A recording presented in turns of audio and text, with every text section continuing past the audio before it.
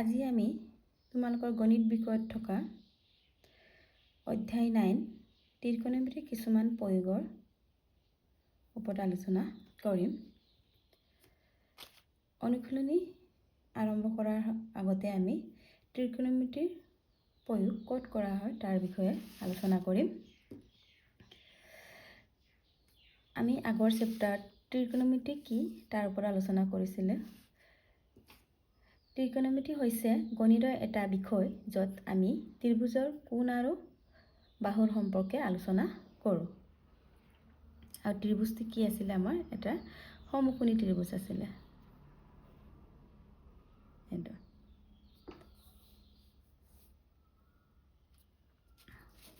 সমকোণী ত্ৰিভুজ।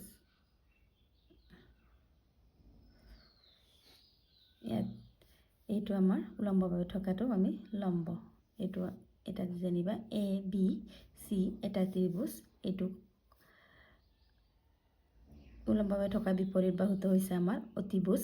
অতিভুজটো আমি কিহেৰে চিহ্নিত কৰিছিলোঁ, হাইপটেনিয়াছ এইচেৰে। আৰু এইটো এইফালে যোৱা ভূমিৰ থলত থকা বাহুটো আমি বেছ ভূমি বি হিচাপে চিহ্নিত কৰিছোঁ। আৰু লম্বভাৱে থকাটো আমাৰ পাৰপেণ্ডিকুলাৰ পি বুলি ব্যৱহাৰ কৰিছিলোঁ। আৰু আমি ত্ৰিকোণমিতিত কেইটা অনুপাত পাইছিলোঁ, আমি 6টা অনুপাত পাইছিলোঁ। আৰু এটা কোণৰ সাপেক্ষে অনুপাতকেইটা আমি উলিয়াব লগা হৈছিলে। কোনকেইটা পাইছিলোঁ আমি এইকেইটা আকৌ ৰিপিট কৰি দিছোঁ কাৰণ ইয়াত প্ৰয়োজন হ'ব। সাইন,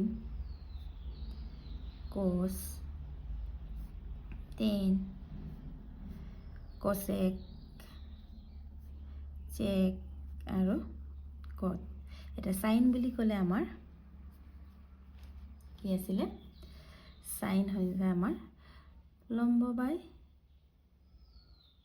অতিভুজ পি বাই এইচ। আৰু কছটো হৈছে আমাৰ বি বাই এইচ। আৰু টেনটো হৈছে আমাৰ পি বাই বি আছিলে।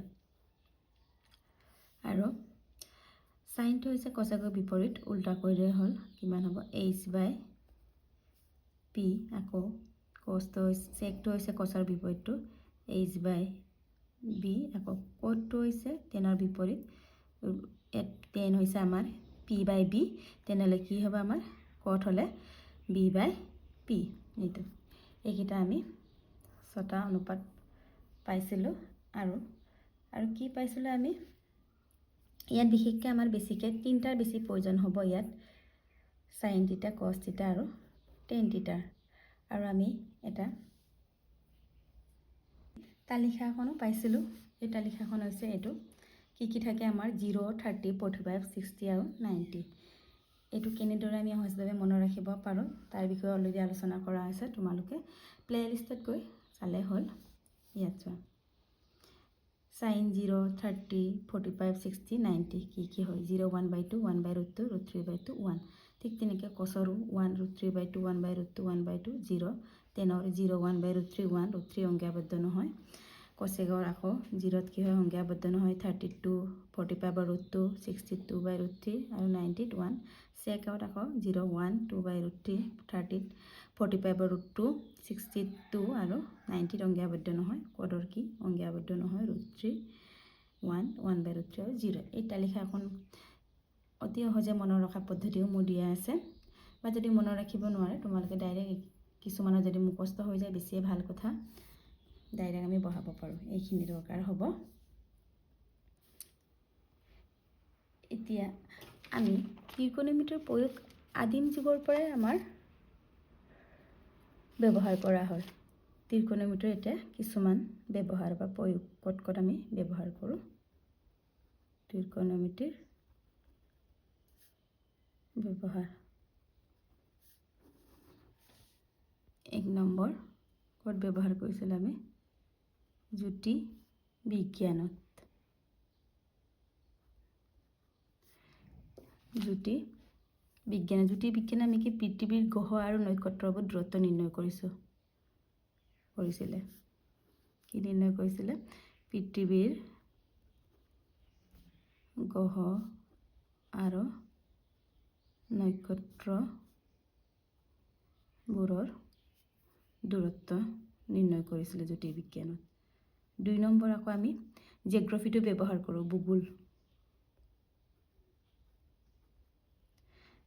মানচিত্ৰ অংকন কৰিবলৈ কিছুমান ঠাই বা দেশ এইবোৰতো আমি ত্ৰিকোণমিতি ব্যৱহাৰ কৰোঁ। ভূগোলত মানচিত্ৰ অংকন মানচিত্ৰকাৰ অংকন আমি কিছুমান ঠাই বা দেশৰ এইবোৰ। আকৌ 3 নম্বৰ আমি ব্যৱহাৰ কৰোঁ নৌবিদ্যা। নৌবিদ্যা হৈছে অক্ষাংক দ্ৰাঘিমাৰ কোনো এখন দ্বীপৰ বা সাগৰৰ দূৰত্ব অৱস্থান আমি নিৰ্ণয় কৰোঁ। দ্ৰাঘিমা আৰু আপেক্ষে এটা দ্বীপৰ অৱস্থান নিৰ্ণয় কৰোঁ আমি ত্ৰিকোণমিতিৰ জৰিয়তে। আৰু ইঞ্জিনিয়াৰিঙত ব্যৱহাৰ কৰোঁ। ইঞ্জিনিয়াৰিং বুলি চবে জানে, অভিযান্ত্ৰিক বিজ্ঞানত আমি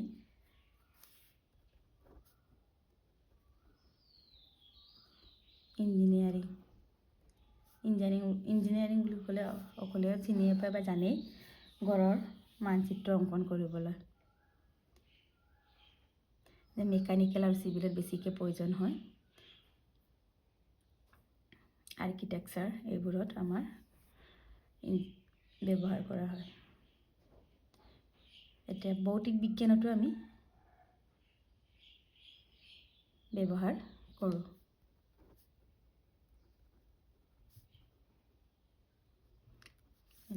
ক'ত ব্যৱহাৰ কৰিছিলোঁ আদিম যুগত, এতিয়াও আমাৰ এতিয়াও ব্যৱহাৰ হৈ থাকে। কিন্তু তোমালোকৰ এইটো লেচনত আমি কি ব্যৱহাৰ কৰোঁ, ইয়াত আমি কিছুমান বস্তুৰ দূৰত্ব আৰু উচ্চতাহে নিৰ্ণয় কৰিম। এইটো উচ্চতা আৰু দূৰত্ব এইটো।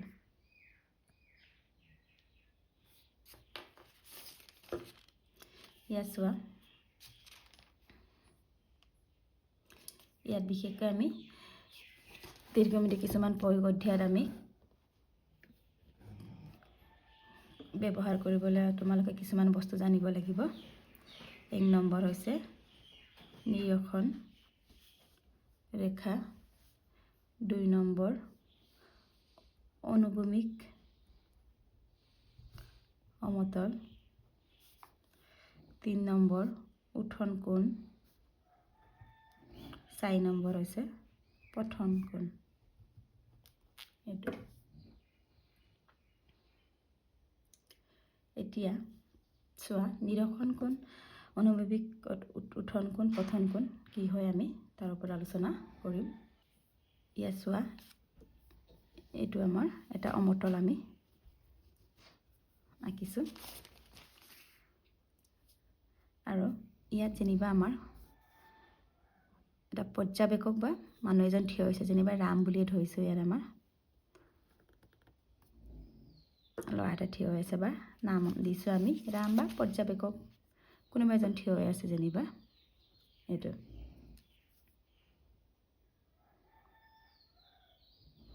আমাৰ থিয় হৈ আছে।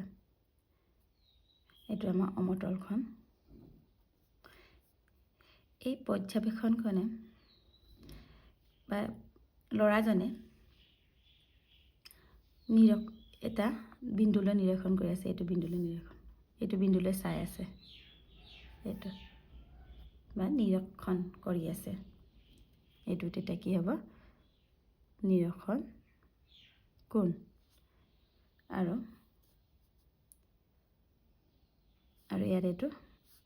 ইয়াত থিয় হয়, ইয়াত এটা বিল্ডিঙে আছে বা বিন্দু, যেনিবা বিল্ডিংটো আমি এইটো দিছোঁ। এইটো আমি A,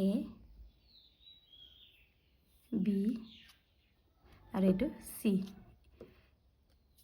এইজনে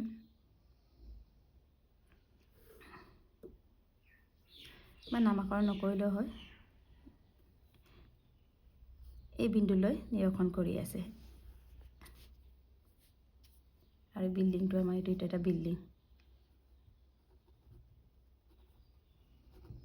আমি নামাকৰণ কৰি দিছোঁ ইয়াত নেলাগে এইটোকে ইয়াত এ আৰু এই বিল্ডিঙৰ এই ওপৰলৈ এটা সৰলৰেখা হিচাপে দ্বাৰা কল্পনা কৰা হৈছে এইটো এটা ওপৰলৈ চোৱাটো আমি এটা সৰলৰেখাৰ দ্বাৰা কল্পনা কৰা হৈছে চকুৰ পৰা এইটো বিন্দুলৈ চাই থকা এটা ৰেখা এইটো এটা ৰেখা কল্পনা কৰা হৈছে এই ৰেখাডালে হৈছে আমাৰ নিৰীক্ষণ কোণ মানে এইটো ইয়াৰ চকুটো ৰাজাৰ চকুটো এই বিন্দুলৈ চাই থকা এটা ৰেখা কল্পনা আমি ৰেখাৰ জৰিয়তে কল্পনা কৰিছোঁ আৰু এই ৰেখাডালকে কি বুলি কোৱা হয় আমি নিৰক্ষৰ পৰ্যবেক্ষকজনে চকুৰ পৰা অনুভূমিক দিশত সমান্তৰালকৈ কাৰ সমান্তৰাল এই সমতল কোণৰ সমান্তৰালকৈ এটা ৰেখা এইটো হৈছে আমাৰ মানে এই পৰ্যবেক্ষকজনে চকুৰ পৰা অনুভূমিক দিশত এইটো দিশত সমান্তৰালকৈ কাৰ সমান্তৰালকৈ সমতলৰ সমান্তৰালকৈ এডাল ৰেখা আছে এইটো হৈছে আমি আমাৰ অনুভূমিক সমতা আৰু নিৰীক্ষণ কলৈ কৰি আছে আমাৰ ওপৰলৈ মুঠতে আমাৰ নিৰীক্ষণ আৰু অনুভূমিক সমতাৰ মাজৰ কোণটো ক'ত আছে আৰু নিৰীক্ষণ আৰু অনুভূমিক সমতাৰ মাজৰ কোণটো এইটো ইয়াক আমি উত্থন কোণ বা পতন কোণ বুলি কওঁ উত্থন কোণ বুলি কেতিয়া কম আমি উত্থন মানে ওপৰলৈ উঠা বুলি বুজি পাওঁ তেতিয়া এই এইটো আমাৰ ল'ৰা এজন হয় না ল'ৰাজনে যদি ওপৰলৈ চাই থাকে উত্থন ওপৰলৈ যদি চাই থাকে এইটো হৈছে আমাৰ উত্থন কোণ আৰু তললৈ যদি নিৰীক্ষণ কৰি থাকে তেতিয়া কি হ'ব আমাৰ এইটো পতন কোণ এতিয়া আমাৰ ওপৰলৈ চাই আছে যিহেতু ল'ৰাজন তেতিয়া এইটো কি হ'ব আমাৰ উত্থন কোণ উত্তৰণ কোণ এটা আমি পতন কোণটো আঁকিম কেনেদৰে হয় এতিয়া আমাৰ পতন কোণটো চোৱা পতন কোণ যেনিবা এইটো আমাৰ সমতলখন আৰু ল'ৰাজন ইয়াত থিয় হৈ আছে আৰু ল'ৰাজন সদায় লম্বভাৱে থিয় হ'ব দেই থিয় হ'লে সদায় আমি চিধা হয় যেনে লম্বভাৱে থিয় হয় আৰু আমাৰ ই তললৈ নিৰীক্ষণ কৰি আছে নিৰীক্ষণ ৰেখাডাল আমাৰ এইটো তললৈ আৰু অনুভূমিক সমতাখন আমাৰ ক'ত আছে কাৰ সমান্তৰাল হ'ব লাগিব এইটো সমতল আৰু এইটো আমাৰ এইটো সমতল এইটো হৈছে আমাৰ অনুভূমিক সমতা আৰু এইটো হৈছে আমাৰ নিৰীক্ষণ কোণ মই কি কৈছিলোঁ উত্থন বা পতন কোণ হৈছে অনুভূমিক সমতা আৰু নিৰীক্ষণ কোণৰ মাজত এতিয়া ইয়াৰ পৰা আমাৰ তললৈ চাই আছে পতন মানে আমাৰ তললৈ যোৱাটো তললৈ চাই আছে আৰু অনুভূমিকটো আমাৰ কাৰ সমান্তৰাল হৈ আছে সমতলখনৰ তেতিয়া এইটো হৈছে আমাৰ পতন কোণ মুঠতে মনত ৰাখিবা ওপৰলৈ যদি নিৰীক্ষণ কৰি থাকে এইটো উত্থন কোণ হ'ব তললৈ যদি নিৰীক্ষণ কৰি থাকে এইটো আমাৰ পতন কোণ আৰু উত্থন আৰু পতন কোণ কাৰ মাজত থাকে অনুভূমিক সমতা আৰু নিৰীক্ষণ কোণৰ মাজত থাকে আমি ভালকৈ ইয়াত অনুভূমিক সমতা পতন কোণ নিৰীক্ষণ কোণ তাৰ বিষয়ে ভালকৈ জানিলে এইটো লেসনটো আমি কৰিব পাৰোঁ কিন্তু তাৰ কাৰণে তোমালোকে সাইন বিশেষকৈ ইয়াত ব্যৱহাৰ হোৱাটো হৈছে আমাৰ সাইন কস আৰু টেন আৰু বেছিভাগ ব্যৱহাৰ হয় আমাৰ সাইন কসটো মাজে মাজে ব্যৱহাৰ হয় কিন্তু আমাৰ টেনটো ব্যৱহাৰ হয় টেন 30 ডিগ্ৰী আৰু 60 ডিগ্ৰীতে এইটো এনে এটা এক্সাম্পল এটা চাওঁ তোমালোকৰ কিতাপত থকা এটা এক্সাম্পল আমি উদাহৰণ এটা কৰি চাওঁ ভূমিত এটা স্তম্ভ উলম্বভাৱে হৈ আছে স্তম্ভটোৰ পাদবিন্দুৰ পৰা 15 মিটাৰ দূৰত্বত ভূমিত থকা এটা বিন্দুৰ পৰা স্তম্ভটোৰ ঈৰ্ষবিন্দুৰ উত্থন কোণ 60 ডিগ্ৰী পোৱা হ'ল স্তম্ভটোৰ উচ্চতা নিৰ্ণয় কৰিব লাগে এতিয়া এক্সাম্পল 1 কি কৈছে ভূমিত এটা স্তম্ভ ভূমি প্ৰথমে আমি ছবিটো অংকন কৰি লম ভূমিত এটা স্তম্ভ উলম্বভাৱে হৈ আছে এইটো আমাৰ উলম্বভাৱে আছে সদায় এই উলম্বটো আমাৰ কিমান ডিগ্ৰী থাকে 90 ডিগ্ৰী থাকে এইটো মনত ৰাখিবা পাদবিন্দুৰ পৰা, পাদ মানে আমাৰ ভৰি, এইটো পাদবিন্দুৰ পৰা এইটো নাম দিছোঁ, প্ৰথমে দি লৈছোঁ আমি ABC। পাদবিন্দুটো আমাৰ কোনটো? পাদ মানে ভৰি, এইটো ভূমি, ভূমি বুলি ক'লে আমি সদায় এই তলৰ অমতলখন বুজোঁ। ভূমি এটা বিন্দুৰ পৰা শীৰ্ষবিন্দু, উঠন কোণ, উঠন কোণ কিমান বুলি কৈছে? এইটো আমাৰ যিটো অনুভূমিক কোণ আছিলে,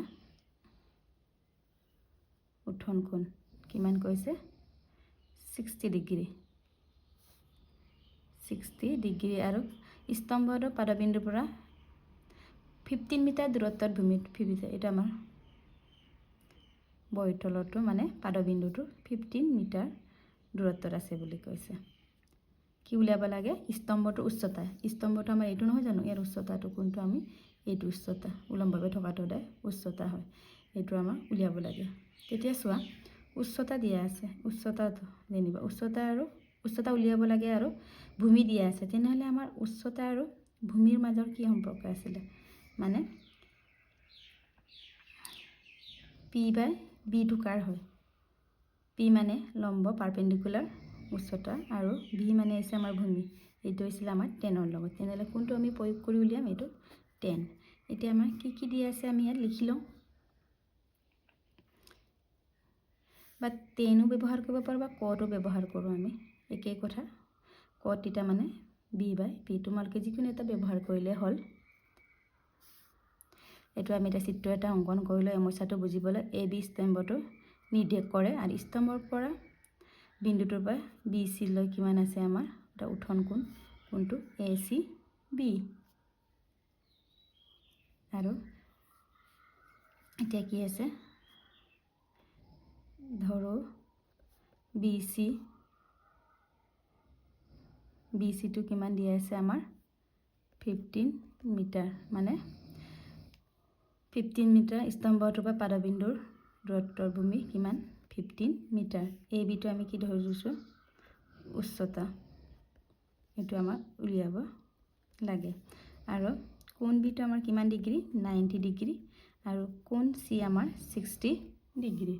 এতিয়া ত্ৰিভুজটো কোনটো? আমাৰ ত্ৰিভুজ এটা সদায় সমকোণী ত্ৰিভুজে হ'ব, সমকোণী ত্ৰিভুজ ABCৰ চিট, হয়নে? কি হ'ব? tan থিটাৰ মানটো আমাৰ কোন চিট? থিটাত 60 ডিগ্ৰীয়ে হয়, বা থিটাৰ ঠাইত আমি C দিম, tan বা থিটাই দিছোঁ আৰু সুবিধা হওক। ইয়াত তোমালোকে থিটা বুলি ধৰিব পাৰা, থিটা ইকুৱেল টু 60 ডিগ্ৰী। এতিয়া কিমান হ'ব? P টো আমাৰ AB উচ্চতা, আৰু B টো হৈছে আমাৰ ভূমি, পাদবিন্দুৰ পৰা ভূমিৰ দূৰত্বটো BC। তেনেহ'লে tan থিটাৰ মান 60 ডিগ্ৰী, ABৰ মান উলিয়াব লাগে, আৰু BCৰ মান কিমান? 15। tan 60 আমি কি জানো? এইকাৰণে তালিকা এখন বাহিৰ কৰিবই লাগিব। tan 60 আমি জানো √3 AB/15, and AB কিমান হ'ব? 15 √3। এতেকে স্তম্ভটোৰ উচ্চতা কিমান? 15 √3 মিটাৰ। এইটো এনেদৰে আমি সমাধান কৰিব লাগে। ইয়াৰ পিছত আমি অনুশীলনীলৈ যাম নেক্সট ভিডিঅ'ত।